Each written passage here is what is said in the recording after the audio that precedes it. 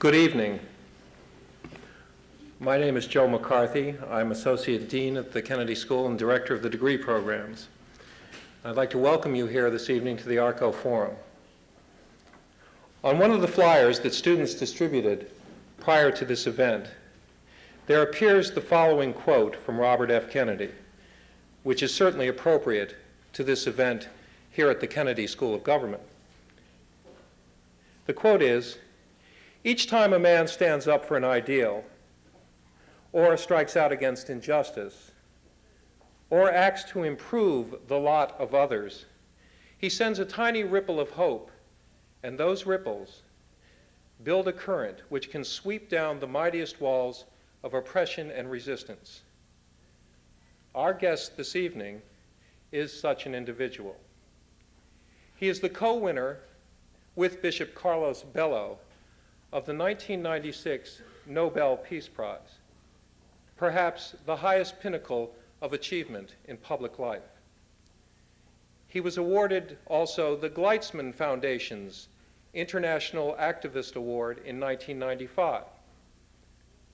Alan Gleitzman, a close friend of the Kennedy School, in fact, helped make this visit possible. Our guest came onto the scene in the early 1970s as a participant in the independence movement opposing Portuguese rule in East Timor. Civil war broke out in East Timor in late 1975, and our guest briefly served as East Timor's foreign minister before Indonesia's takeover. He has since traveled the world to campaign for East Timor's independence. He is currently a professor at the University of New South Wales in Sydney, Australia. He is considered special representative of the National Council of Marbury Resistance of East Timor. He has addressed the UN Security Council, the Council on Foreign Relations, and the European Parliament, among others. He has been a fellow in international relations at St. Anthony's College in Oxford, and he earned a master's degree in peace studies from Antioch College. He has written 2 books on East Timor and independence. This morning, he testified for a resolution in the Massachusetts legislature that would require divestment in Indonesia, echoing resolutions on South Africa here a decade ago. The resolution is sponsored by Representative Antonio Cabral and Senator Mark Pacheco from southeastern Massachusetts, who are also with us this evening. So let me conclude my remarks by noting that the Nobel Prize was awarded last year, quote, "to honor sustained and self-sacrificing contributions for a small but oppressed people," end quote. Our guest, in particular, was cited for his significant contribution through the reconciliation talks and by working out a peace plan for the region. Ladies and gentlemen, it is a great honor for me to present to you Jose Ramos Horta.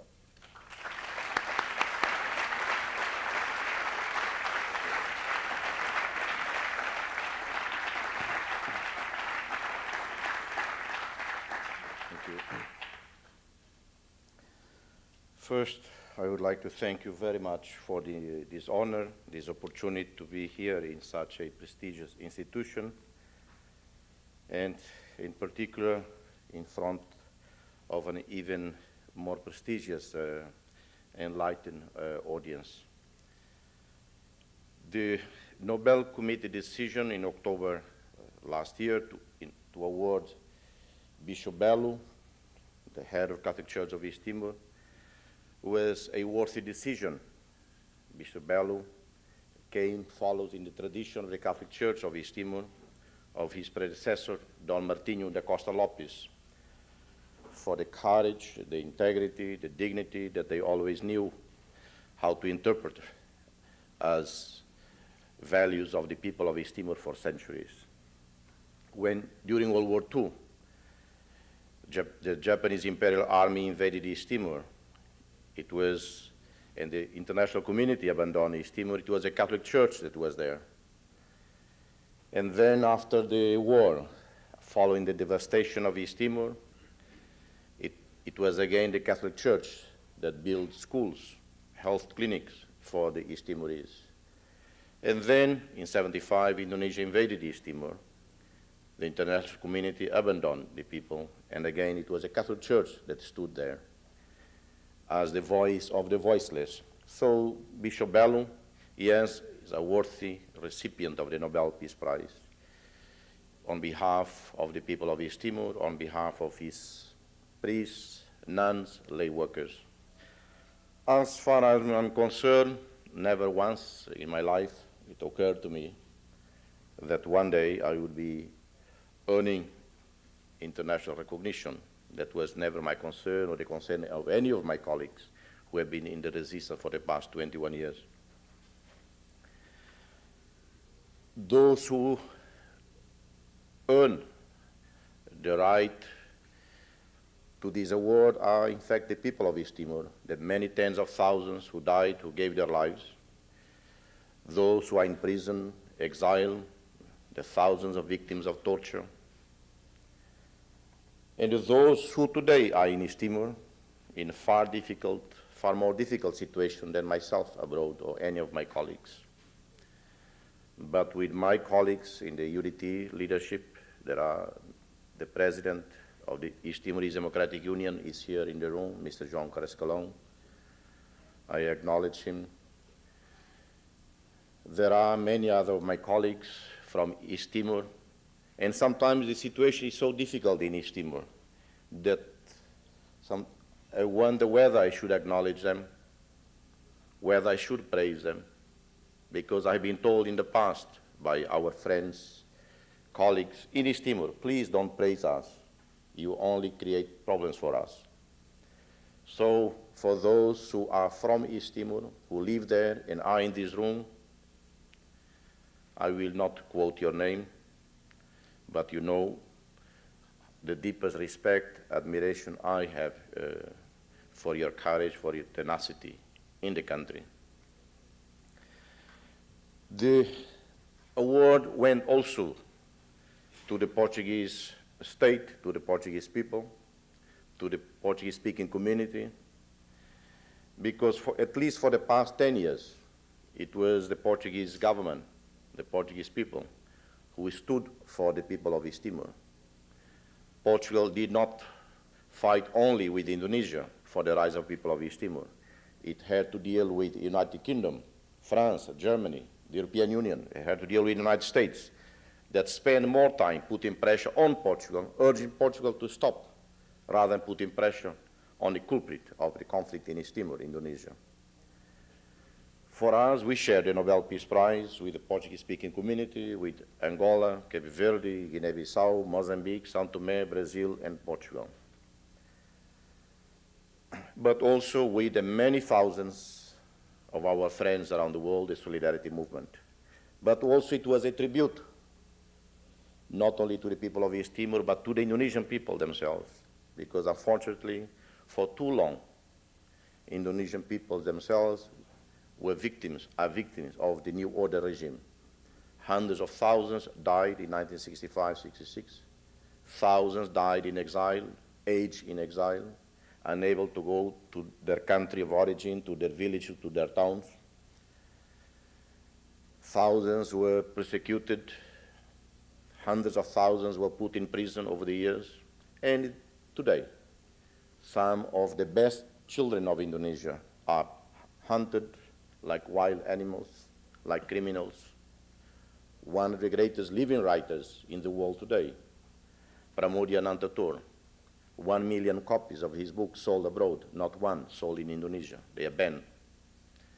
Mukhtar Pakpahan, the Lech Walesa of Indonesia, is in jail for the second or third time. The young leaders of PRD, the people who in the past fought alongside Sukarno, Suharto for the independence of Indonesia, today are viewed as criminals. George Arijondo, who is in this room, symbolized one of the many academics today who stand for truth, for justice in East Timor. Indonesia invaded East Timor on December 7, 1975.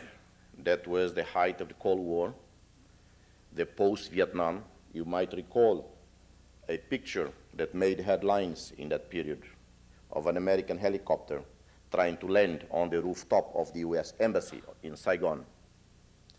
It was the end of American presence in Indochina after Vietnam, Cambodia, Laos fell. In another continent, in Africa, 20,000 miles away, the Portuguese Empire had collapsed. Cuban combat troops, Soviet heavy weaponry entered the battleground for control of Angola. South Africa joined in the battle. It was a battle for control of influence, creation of zone of influence in Southern Africa. You might recall a year earlier in the Horn of Africa, Haile Selassie had been overthrown. It was the confirmation of the so-called domino theory, whereby if you allow one territory to fall under communist rule, all the others go. It was in this context that the invasion of East Timor took place. President Gerald Ford, Secretary of State Kissinger visited Indonesia at the time, December 6, 1975. The invasion was planned, in fact, for December 6, but courtesy of the Indonesian dictator, Suharto, to his host, his guests, so as not to embarrass them, the invasion was postponed for 12 hours. After the departure of Ford and Kissinger, the invasion was set in motion. East Timor was a footnote to the Cold War, to the post-Vietnam, but a footnote like so many other small persecuted nations for centuries. The Jewish people were a footnote throughout centuries, were a footnote in the 30s and 40s. The Kurdish, the Armenians, the Gypsies, the Tibetans, the indigenous peoples in North America, Central South America, the Bushmen in the Kalahari Desert were a footnote, in fact, in the 70s, in the conflict over Namibia, in the conflict over Angola, who heard of the thousands of the Bushmen in Kalahari that died as a result of the Cold War in Southern Africa. And because we were a footnote, an expendable people, the world did not realize, did not know that a genocide was being unfolding in East Timor. It might be an exaggeration on my part to establish parallels between the East Timor tragedy with the Jewish Holocaust. The Jewish Holocaust obviously is unique. There is no comparison. But there are some lessons to learn. And one of the lessons was that the Jewish Holocaust began in the 30s, when Jews were being persecuted in Europe. Reports were coming out from Europe to US, warning about the unfolding persecution of the Jews. And yet, Western countries decide to turn a blind eye, to suppress those reports, because to accept them would have meant confront Hitler then, in the 30s. And maybe the Holocaust would not have taken place. That is what is known today, pragmatism, or appeasement. Pragmatism dictated the behavior of the United States, Great Britain, everyone else in their relation with Nazi Germany. The thousands and thousands of Jewish refugees who sought asylum were turned back. What struck me most over the years was the story of 900 Jewish refugees in a boat called, I believe, Philadelphia, anchoring off Florida, in 1939, waiting to be admitted into the US. The same time as a conference called Moral Rearmament was being held in Washington, D.C. A few days later, the 900 Jewish refugees were told they could not land in the US. They were turned back to Germany. Hundreds were killed, found their death in Hitler camps. The parallel is that pragmatism, so-called realpolitik, dictated appeasement with Hitler, as realpolitik dictate appeasement with China, with Indonesia, and for a while dictate appeasement with Saddam Hussein in Iraq. You might recall the conflict Iran-Iraq. Every industrialized country provided weapons to Saddam Hussein because he was perceived to be a moderating influence in the Gulf region, a buffer to the spread of Islamic fundamentalism in the region. Even when Kurdish Iranians were being gassed, shown on television, cover of Newsweek and Time magazine, the world still thought that Saddam Hussein was a moderating influence in the Gulf region. They changed their perception of Saddam Hussein only when the guns provided him were used on Kuwait. Then, yes, the world declared Saddam Hussein an enemy. Not when he was invading Iran in the post-Shah regime, not when he gassed Kurdish. That again is pragmatism. Pragmatism that for so many years guided United States, Western policy towards Indonesia and East Timor. Was East Timor ever part of Indonesia that justified Indonesian intervention in 1975? It might be understandable that a country that has historical claims over a piece of territory at one point in time, having exhausted all means to recover what it perceived to be its historical land, decide to use force. In the case of East Timor, the situation is clear-cut, no ambiguity, no debate. East Timor was never part of Indonesia, was never part of the Dutch East Indies. Indonesia, as we know today, as you know today, the Republic of Indonesia is a successor state to the Dutch East Indies, with 250 ethnic groups speaking about 300 languages. East Timor, because it was not a Dutch territory, it was a Portuguese colony for almost 500 years, was not claimed by Indonesia. Then why the invasion? It was thought then that an independent East Timor could become a communist enclave, another Cuba or Vietnam in the region.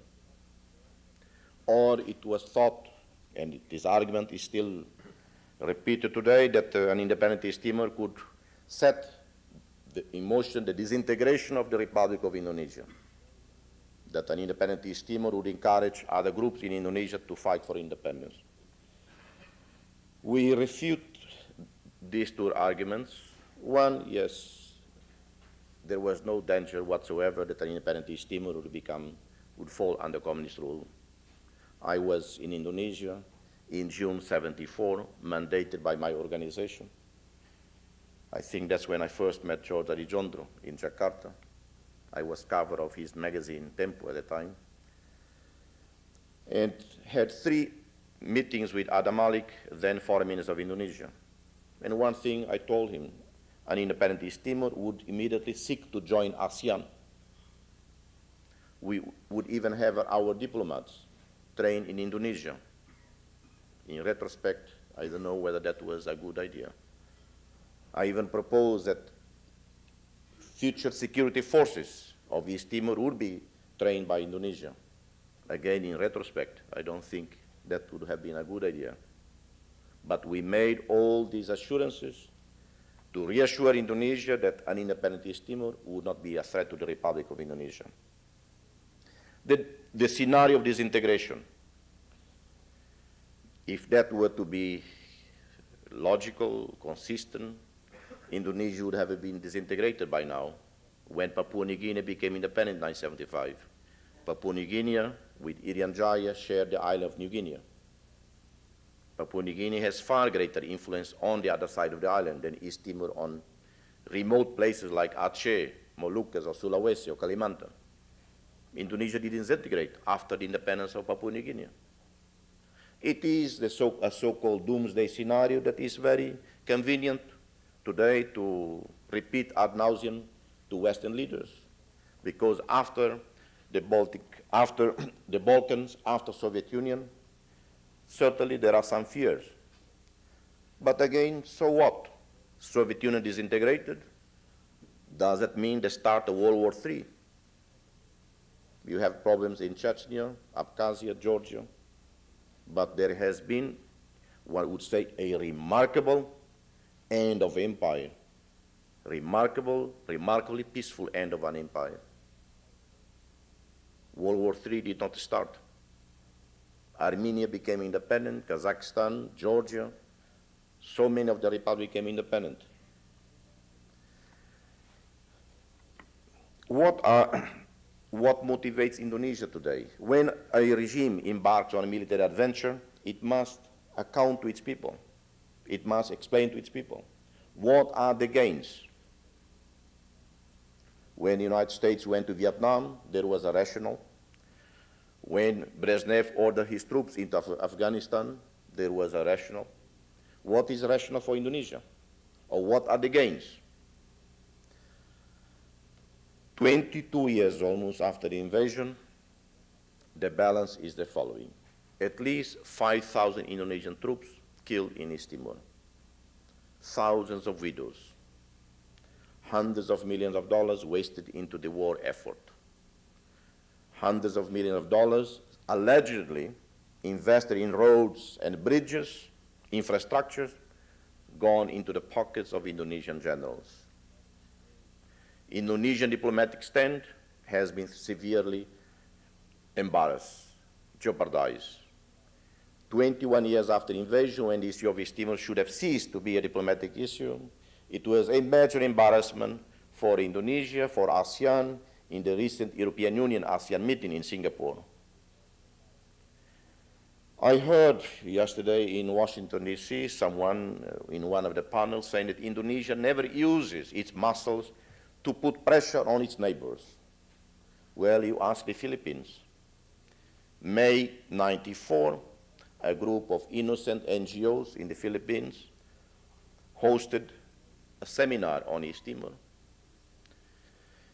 And Indonesia threatened the Philippines that if the seminar were to go ahead, it would cancel $700 million investments. High-level delegation flew from Jakarta to Manila, Manila to Jakarta. London Times at the time had an editorial. The title was Indonesia, the Regional Bully. Yes, Indonesia was using its muscle, was using the same tactics that it often criticized the West for. Intervention, interference, dictating to the third world countries.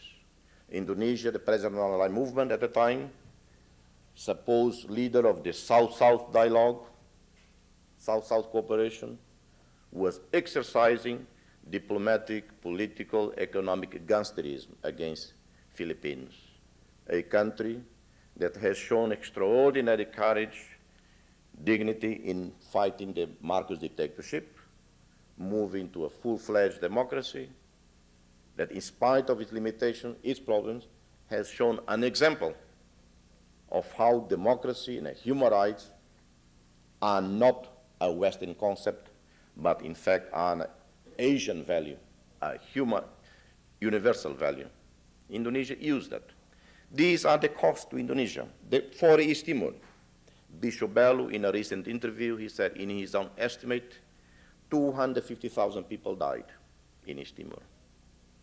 Jose Arredondo, well-known sociologist, economists, estimate the figure to be even higher than that, 300,000.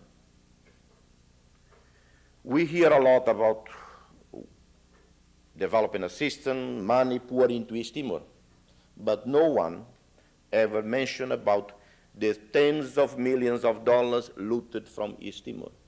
What happened to the sandalwood? East Timor has the only native sandalwood in the world. For centuries it was there. Now it's almost depleted. Marble, looted by Suharto family. Coffee, looted by some generals. Now the oil. And we are told that East Timor is too poor, too small to be viable. Phillips Petroleum, Chevron, BHP, Woodside Burma Oil, half a dozen oil companies now drilling offshore in East Timor for gas, for oil, and so on. What is there for Indonesia to gain? Absolutely nothing. We propose that today we must address the current situation on the ground, that Indonesia seriously disengage from East Timor, recognize that no amount of force will ever be enough to subjugate the people of East Timor.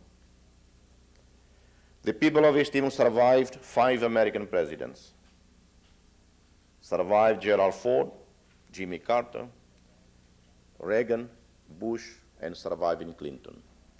They survived Margaret Thatcher and John Major, survived Giscard d'Estaing, François Mitterrand, Jacques Chirac, survived Gough Whitlam, Paul Keating, Bob Hawke, John Howard, the Australian leaders. And I mention this because every country in the world provided weapons to the Indonesian side. Cluster bombs, chemical weapons, napalm were used in East Timor. And yet the resistance today is far stronger than ever. The next 2 to 3 years will witness Indonesia in transition. It is the inevitability of the aging process of the ruler, Suharto, and of the regime itself. I would not dispute certain statistics that suggest there has been great economic achievements in Indonesia. Economic growth, maybe reduction in illiteracy, poverty, and so on. But in the life of a country, there is also a fundamental dimension, and that is civil and political rights, human rights, dignity of the people. And that has been completely missing. And that's why we witness today mutinies, uprisings, violence in Kalimantan, in Java, in Sumatra, West Papua.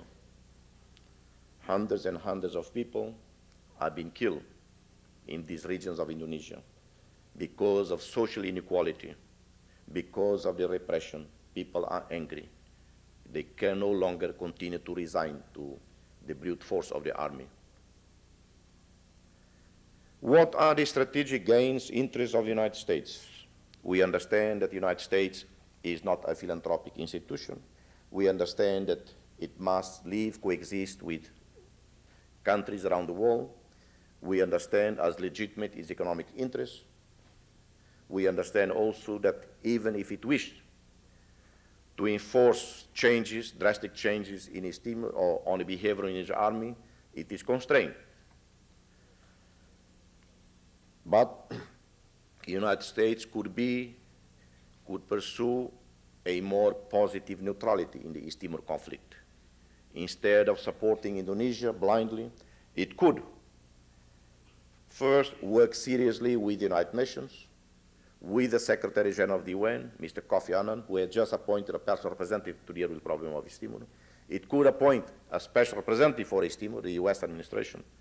It could set up an office in Dili, East Timor, of the US Information Agency. It could support the request by the UN to have a human rights monitoring office in Dili. And we are encouraged by a letter from President Clinton to 15 US senators who wrote to him recently, urging the US to support a referendum in East Timor. His response was that it was an interesting proposal that should be looked at. Yes, that is the bottom line. We are told time and again that people like myself, like Mr. João Carlos Calão and other leaders of the resistance, we represent nothing. That may be true. I would not argue that. The only reply on our part is that let's go to a popular verdict. Let's go to a referendum. Let the people of East Timor decide their fate, their future, under a UN-supervised referendum. And that is what we are asking the US to support. We are asking the United States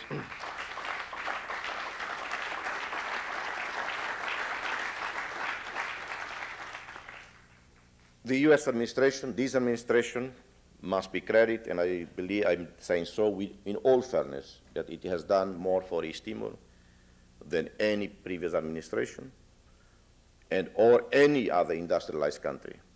President Clinton, his Secretary of State, Warren Christopher, the embassy in Jakarta, have raised the issue of East Timor, expressed concern about the human rights situation there, urging Indonesia to address the political roots of the problem more often, more forcefully than the European leaders. I refer to the industrialized European leaders. And we are grateful for that. But the US can do more because its relationship with Indonesia, economic relations, the military ties, demand or put greater responsibility on the United States. It cannot continue only to raise expressions of concern about the human rights situation. As I was driving from the airport today into the city to testify at the State Assembly in support of the bill H 3730, put forward, co-sponsored by the two State Assembly, Mr. Cabral and Mr. Pacheco, one thing came to my mind about their action, and that was the image of Schindler's.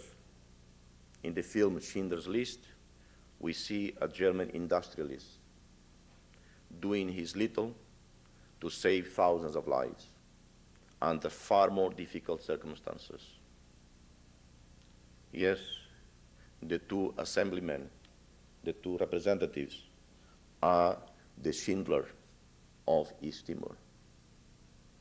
This state has done an extraordinary work a few years ago in the 80s in support of the struggle against apartheid, bringing about the end of apartheid.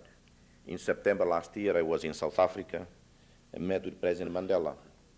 It was an unthinkable meeting 5 years ago. Who thought possible that that jailman in Robben Island would be head of state of a new South Africa? Thanks in large part to your efforts. In the case of East Timor, it is not required military intervention as it happened in the Gulf or other situations. The draft that has been put by the Assembly is the moral equivalent of the US intervention in the Gulf or in other parts of the world without weapons. Lives can be spared, can be saved in East Timor. Democracy can be accelerated in Indonesia if this bill is adopted. It would send a clear signal to the regime, and we thank you deeply for that. Last but not least, we were told many, many times in the past that we must be realistic, we must be pragmatic and accept the fait accompli of occupation. The same were told to the Baltic people. The same were told to a friend of mine, Melissa Wells, US ambassador who left Lithuania, her native country, when she was 6 years old. I first met her in the corridors of the UN in 1977, and she told me that East Timor will be free one day. She said, my native country, Lithuania, will never be free. She actually believed also in the irreversibility of occupation. Armenians, humiliated, persecuted for hundreds of years, today have a country called Armenia. The Eritreans, betrayed by everyone, by left and right, north and south, betrayed not only by the United States, by the French, by the Italians, betrayed by their fellow Africans, betrayed by the British, as usual.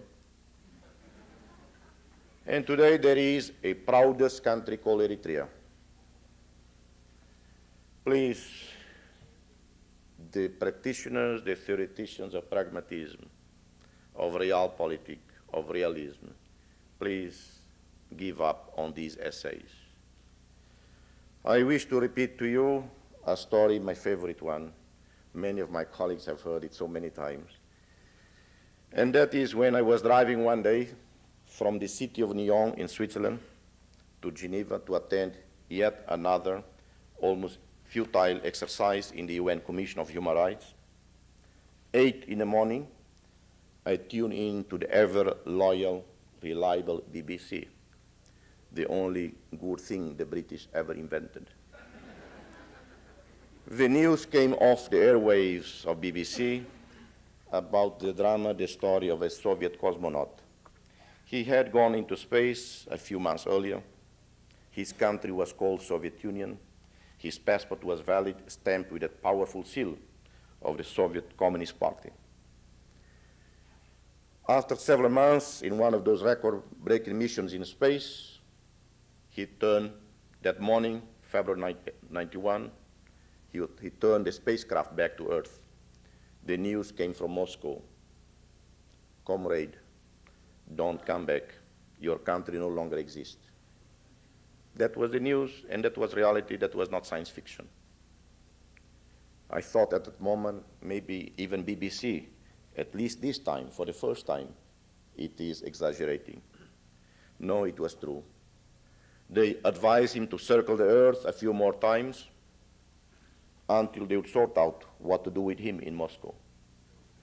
Finally, yes, he was allowed back to Moscow, to a different country. The empire had ceased to exist. This is only to say that those who counsel us realism, counsel us surrender, that we must be realistic, should tell the story to the Soviet cosmonaut. Tell this to the Eritreans, to the Armenians, to the Baltic people. Tell this to Melissa.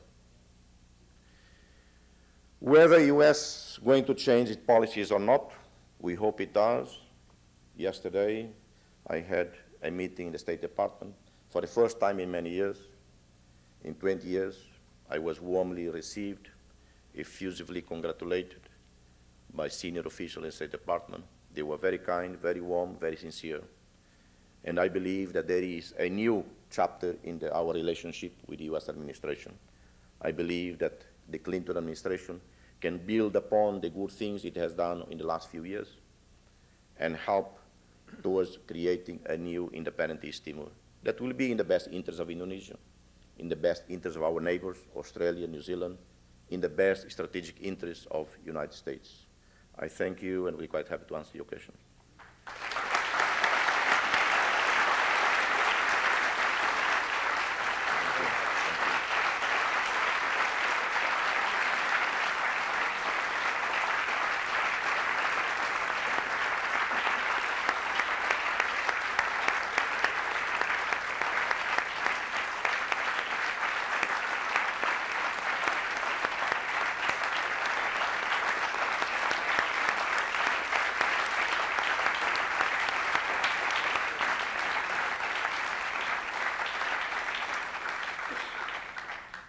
Thank you very much. Before all the British subjects rush to the microphones, I think I should remark that I first learned of East Timor about 20 years ago when I was living in the Netherlands, and I heard mostly about East Timor through the BBC, which I was able to pick up in living in The Hague. And it's funny because having then returned to the United States, I guess I imagined for many years that this problem had been solved or gone away because it was not covered very well in our press for all those years. And it certainly is, I think, gratifying now that finally there is some attention to this very pressing problem here in our country, and that here in Massachusetts efforts are being made to try and apply some pressure in support of your efforts. We have a custom here, as many of you know, of entertaining questions at the end of our remarks, and we will do so again this evening. Let me ask you that if you are going to ask a question, if you do it at a microphone. There are microphones here, and I suppose, although I can't see, there are microphones up in the balcony. No, there are not microphones, I'm being told, up in the balcony. So if you could approach one of these microphones here. The reason is this is being recorded, and we would like to have a record of this evening's forum.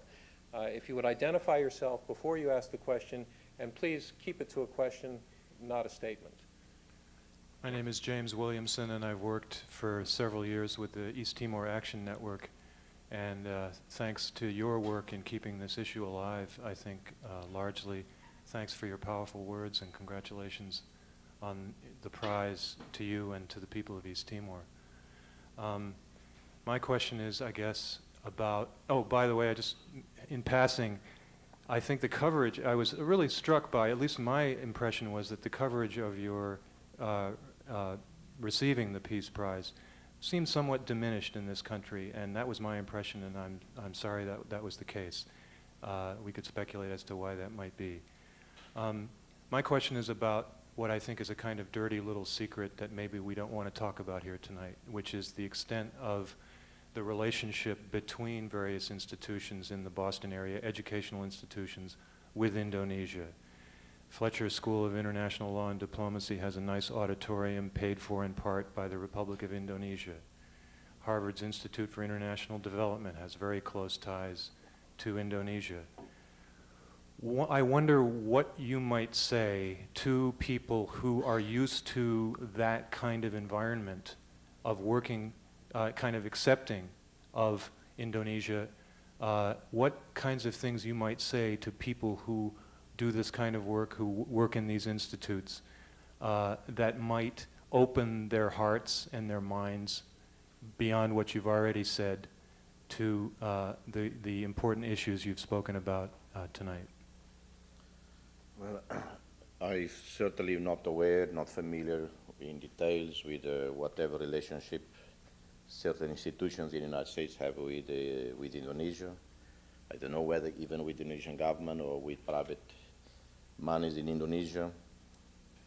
All I can say is that I'm very grateful, honored that the Institute of Politics of JFK School of Government provided us with this forum to discuss the problem of East Timor. I'm grateful to that.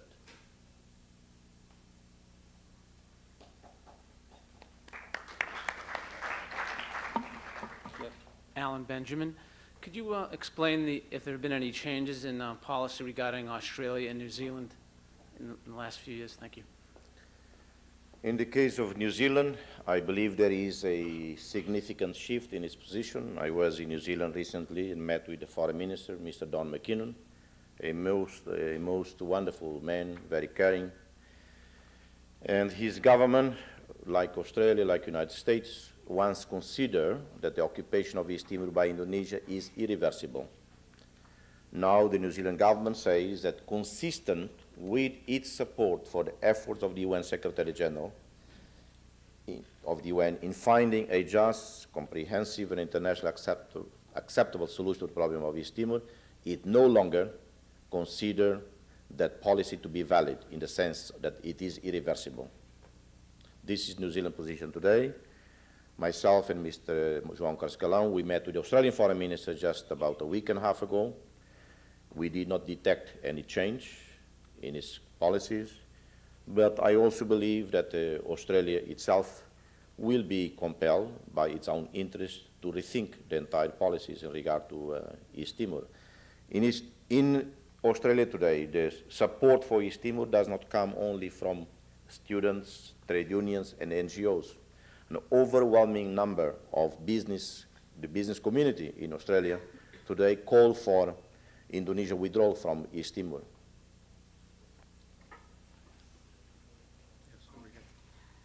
My name is Amijaya. I'm just a traveling Indonesian who happened to be here. You are giving a very strong, uncompromising message. You're saying there is absolutely no way I'm going to compromise. It has been 21 years we have been fighting, and I would be willing to spend 2,000 years to keep fighting. Are you giving that message to this audience? Or are you giving that message to the Indonesian government or to the Indonesian armed forces? Is this just a strategy? I don't know. I happened to talk today, accidentally. I met 5 East Timorese who completely disagree with your points. I don't work for the Indonesian government, by the way. One of them, several of them were in prison. Several of them were tortured. They disagree with you. They said to me, I mean, why would they say to me? I mean, I never met them before. They never saw me before. They could produce a document written in Portuguese asking the Indonesian government, a petition with this government for integration. This East Timorese was saying there are Timorese who want to integration with Indonesia. And they are also saying these 200,000 figures reframe this as a question? The question is, who are you giving the message to? I mean, any solution to this type of problem require a mutually acceptable kind of suggestion. Even in the Indonesian government itself is beginning to be moving toward, say, giving East Timor what they call a special autonomy to that province. So do you have any mutual, any other position than this uncompromising position? I think we have it. Good. The other one Thanks very is, much. Well, are let's you, take one I'm question. challenging you to talk to the East Timorese that I met this afternoon. They just have very different points than you. There's two sides to any story, you know. Thanks very much. I thank you. I did not say we intend to fight for another 2,000 years. I think you got it wrong. I said the next 2 to 3 years, Indonesia is going to change. That's a bit leap from 2 to 3 years to 2,000 years. I said I don't believe that Suharto regime, Suharto himself, no matter how he desired to live eternally, that's not going to happen. It is as simple as that. And as far as whether we are prepared to compromise, we have stated many, many times, myself and again Mr. Karaskalang here and another colleague, we met with the Indonesian Foreign Minister, Ali Alatas, in New York just 2 years ago, hosted by Secretary General Boutros Ghali. We had a meeting that was planned for 40 minutes, lasted 3 hours, and the bottom line that we told Ali Alatas was, let's go to a referendum. The referendum is the compromise solution. We obviously stand for independence of East Timor. I believe in the right of a nation, a people to be independent. You are right. Maybe there are 4 or 5 Timorese. You happen to bump into them. I didn't know there were so many 4 or 5 Timorese in Boston. I know of one, a respected scholar at Harvard. Anyway, you ask the Israelis, each Israel has his own ideas, his own political party. They disagree with each other. I used to joke, the East Timorese, we are a bit like the Israelis. We disagree with each other all the time.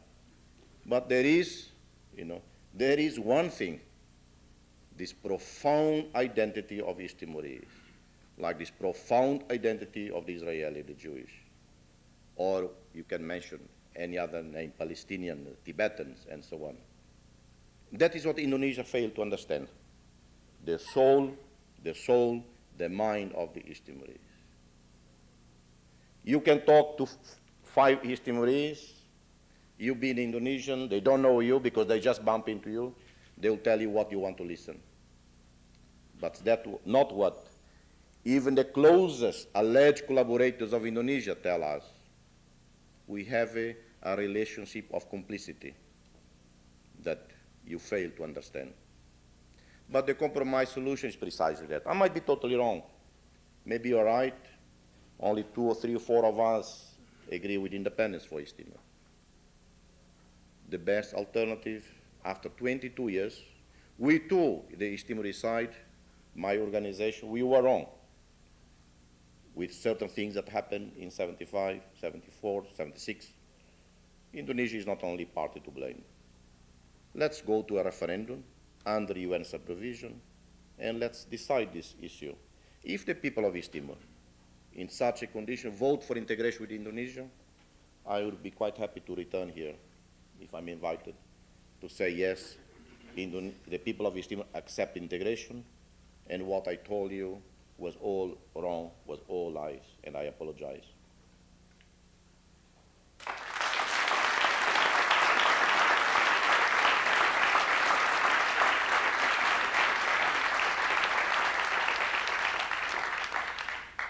We've heard a couple of times tonight that the East Timor question apparently isn't the kind of news that's fit to print in the United States. So I'm kind of curious of what kind, I mean, especially since your Nobel Peace Prize, and congratulations, by the way, and say hi to Bishop Bello for me. And since then in particular, but even before, what kind of support are you feeling now from other countries? And again, in particular, Australia, since I think maybe there the news was a bit more fit to print, but then again, they have a very strong economic interest in keeping East Timor in Indonesians' hands with the, the Timor Gap oil treaty and whatnot. So I really, I read the papers if I see them laying on the tea or something, but I just don't know what's going on, and I was hoping you maybe can illuminate me and perhaps other people here about what the world is saying about all of this. I only can say that I have this optimistic sentiment that U.S. policies will change because of the U.S. own strategic interests. I have the conviction that Australia, New Zealand, the European Union is going to change because of the reality of the situation on the ground in East Timor, the reality of the situation in Indonesia. It is in their own strategic interest to start shifting, and that's going to happen in the next 2-3 years. Yes, my question is not specifically about East Timor, but it's about another colonial conflict of our times. My name is Leandro Popic. I'm a citizen of the Republic of Argentina. And as you know, we have a sovereignty conflict with Britain over the Malvinas Islands, which most of you know as the Falklands. I wonder what stand you have with respect to the conflict, the sovereignty conflict that Argentina and Britain have, if you do have a stand on this. And more generally, I'm looking for a general criteria to establish in which cases to decide in one way and in which cases to decide in the direction of the other party. Because I would like to think about this issue, and I'm sure other people might be interested in other colonial conflicts. I happen to follow closely the events in Malvinas in 1982 when Galtieri ordered the troops to recover Malvinas. And I was impressed by the way the British permanent representative to the UN spoke about the whole question of self-determination. He was very enthusiastic, very strong about how the 2,000 settlers from England in Malvinas had the right to self-determination. And 2/3 of the British Armada was sent to South Atlantic because of that. And I was perplexed because that principle of self-determination, so much argued by the United Kingdom in the conflict with Argentina, was not so enthusiastically applied by Britain in the case of East Timor. 700,000 East Timorese invaded, occupied by Indonesia, and the United Kingdom is today the #1 supplier of weapons to Indonesia, above the United States and any other country. From what I read, I understand of the question of Malvinas, it's totally different from the question of East Timor. The case of East Timor is a case of decolonization, like Namibia was, Southern Rhodesia. In fact, most of the African continent, with the exception of Ethiopia, were once colonized, were carved up at the Berlin Conference, and they inherit the boundaries from Berlin Conference, as it happened in Latin America and elsewhere. In the case of Malvinas, it was always part and parcel of the administration of the Spaniards in Buenos Aires. From the moment it was taken over 150 years ago, the government in Buenos Aires always registered a note of protest. So never once the Argentinians relinquished claim to sovereignty to Malvinas. It was part and parcel of Argentina. That's, I read documents from all sides. I read British documents, I requested, and I wrote a paper on that, a paper on East Timor, Malvinas, and Goa, to establish the parallels or different similarities between the three issues. And there are distinct historical and legal differences. So in the case of Malvinas, Falklands, as the British call it, based on existing documents, I believe the Argentinian case is very strong in history and international law. Yes. Thank you. My name is Domingos. I'm from East Timor. That was a very nice speech, especially the Soviet astronaut. Only the difference is that he didn't run away. So I have my point of view is that from what you've told, you've kept a very important part of the problem of East Timor, because I feel that the audience here and the people in the United States deserve a more completed version of what happened in East Timor. By that time, in '74, when the Portuguese started the decolonization, I just graduated from the high school, and I know you. Maybe you don't know me. But at that time, I knew that the party that was, they wanted the integration in Indonesia, wanted a referendum. But what happened is that your party, the Fretilin, and the party of Mr. Jong, the UDT, you started a civil war that didn't give the opportunity for the people of East Timor to have a referendum under the Portuguese. The process of decolonization stopped over there because you started the civil war. And now, tonight, I'm hearing you talking about referendum. So I think that this is a very contradictory position that you're having here. Excuse me, I appreciate that you have a different point of view, but can we frame this as a question? Yes. Thanks very much. Yeah, that's my question. So the second one is that when you started the civil war, many of the Timorese people were took into prison by the Fretilin, and one of them was my brother. And until now, after 20 years, I don't know where he is. And he's dead, but I don't know where he is. Maybe you can tell me, so I can find his body and give him a decent burial. And the Let's give Mr. Ramos Yeah. Horta an opportunity to respond. Thank you very much. okay, you're welcome. Indonesia claimed that the majority of the people, the parties in East Timor, invited Indonesia to intervene in East Timor. One of the parties in the conflict you referred to was UDT. It was known, and Indonesia claimed that these were the largest party, in fact, and UDT supported integration. The president of UDT, Mr. João Carrascalão, is here.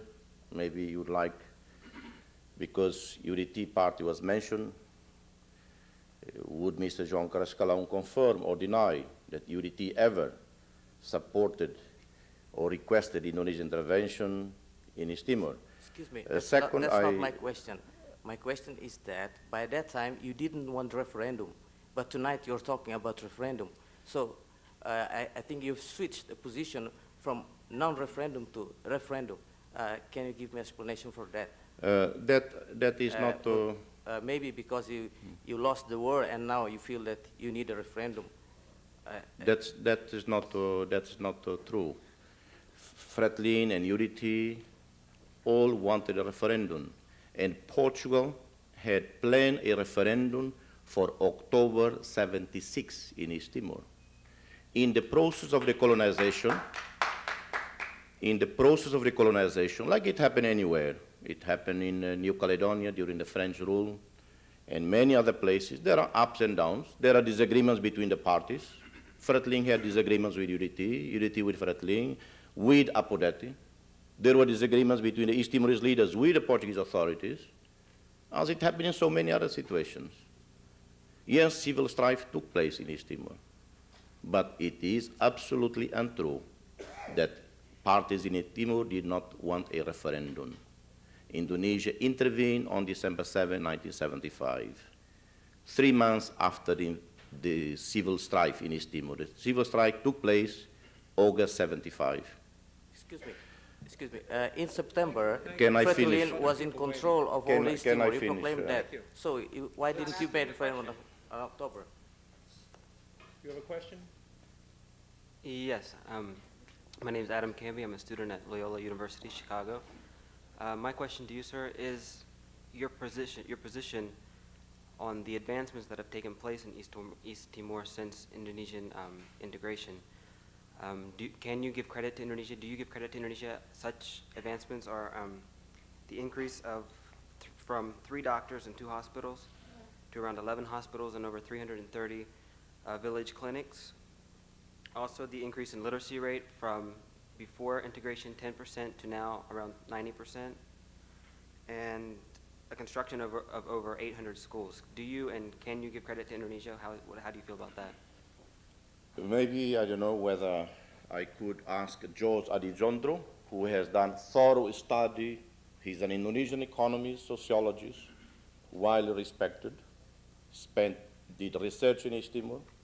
Maybe he could give a more authoritative answer than me, because obviously I would dispute the figures, and my opinion probably is as valid as yours, or like an Indonesian embassy staff here. The next speaker is from the Indonesian embassy in London, who came here and is very gracious to have come and honored this meeting. George, could you?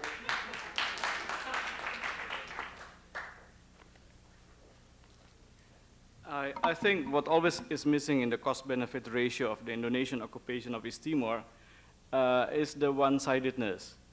It is always claimed that the Indonesian government has pumped billions of rupiahs into East Timor, and so that compared to the Portuguese colonization of 400 years, the Indonesian colonization has been very gracious. What is missing in this cost-benefit ratio is the cost. What is the life of 200 or say 100,000 to 300,000 Timorese who have died between 75 until 1980?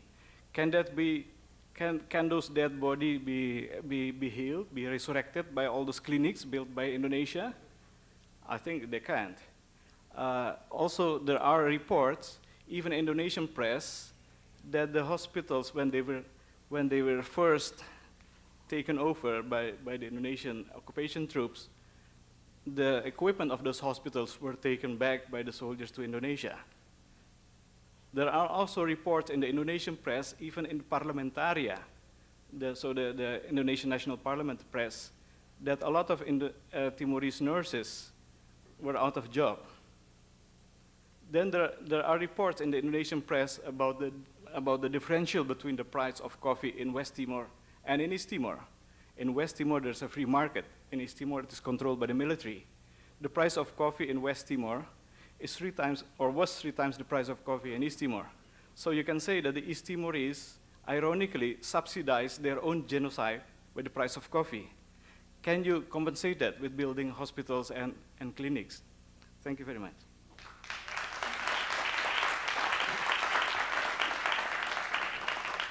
Mr. Ramos Horta is at the end of a very long trip. Can you take one more question, No, please? I am going to take one more question, but I would ask you to please keep it brief and to make it a question. Thank you. Thank you, Ramos Horta. I think we know each other. We've met a couple times. You mentioned that the East Timorese people survived 5 presidents. They also survived John Major, Margaret Thatcher, and all the other international figures. You forget one thing. They survived you.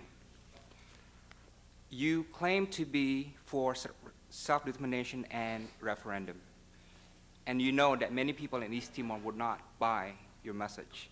In your long speech on East Timor, you forget to inform your audience one thing. And it's one small little thing, but it's very important. And that is the fact that you unilaterally and forcefully declared East Timor's independence in November 1975. And I underline the word unilaterally and forcefully. You did this even though you knew that there were different political opinions on the political status, future political status of East Timor. Those who wanted to be part of Indonesia and those who wanted to be independent and those who wanted to be part of an association with Portugal. You declared East Timor's independence even though you knew this had to go through the people of East Timor, not a decision by you and your small gang of Fretilin members. And of course, you knew also that when you declared this, many of your East Timorese fellows rose against you. They opposed this because this was not a decision of referendum, but they were met with violent death. I mean, I think many people, many East Timorese would testify that there were hundreds of people who were shot at random by Fretilin people. Now the question is simple. How can you claim that you are for self-determination and referendum when you know that many East Timorese have ignored that, knowing that you did everything in your power to deny these rights to the East Timorese people? And I know you tried to to run away from this question before, and I think they didn't answer to that. I thank Mr. Dino Jalal from the Indonesian Embassy in London for his quite relevant points. He is a student of the problem of East Timor, and he must have read a book I wrote 10 years ago or more, The Unfinished Saga of East Timor, which was honored by the New York Times, almost a full-page review. In that book, I criticize in no uncertain terms what Fretilin did in 75 during the civil strife. And I again narrate in the book, you must remember, more than 10 years ago, how I strongly objected at the time to my colleagues. I was absent of the country, declaring independence unilaterally. I was in Australia, conferring with the Australian government, Brazilian ambassador, Soviet ambassador, Canadian. That's all on record. I arrived in Darwin to return to Timor when I heard through a radio of the International Military Red Cross that Fretilin had declared independence. I strongly opposed it. That's my personal view. Regardless, whether Fretilin was wrong or right, UDT was wrong or right, it gave no right to Indonesia to intervene in East Timor. Because if there is a civil conflict in any country, and that gives the right to another to intervene, Somalia would have been invaded many times over. Guatemala, which experienced the longest civil war in Latin American history, 36 years, would have been invaded, annexed by someone. El Salvador, Nicaragua, Lebanon, all this. Look at the Palestinian movement. Look at the current peace process in the Middle East between Israelis and Palestinians, with enormous still conflict, with a lot of bloodshed. This was enormously more serious than what happened in East Timor. And yet, no one went to the Israelis and said, you are irresponsible kids, we are going to invade you and annex you. No one went to the Palestinians and said, you are irresponsible kids, we are going to invade and annex and finish with the right of the Palestinian people to self-determination. Yes, obviously, the East Timorese resistance, the East Timorese society at the time was fractured by that conflict, which lasted 3 weeks. 5 Australian journalists, and I was with them while they were alive, in Ballybor, 8 kilometers inside East Timor. That was October 16, 1975. Indonesia was claiming that the conflict was among the East Timorese. There was no such thing. The journalists there were witnessing that. And they were murdered on October 16, 1975, because they were filming Indonesian intervention inside East Timor, 8 kilometers inside East Timor. It was not the East Timorese fighting each other. It was Indonesian conventional forces that were already inside East Timor long before the actual invasion on December 7, 1975. Thank you.